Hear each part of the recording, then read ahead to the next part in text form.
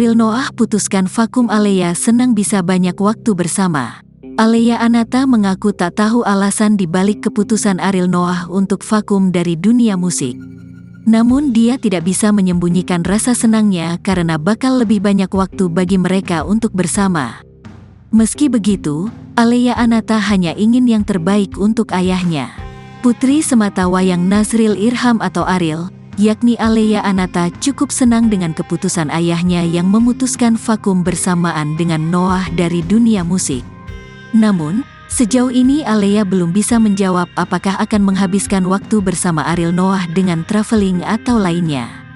Alea mengaku, saat ini belum sempat berbincang lebih jauh dengan ayahnya berkait menghabiskan waktu bersama setelah Noah vakum.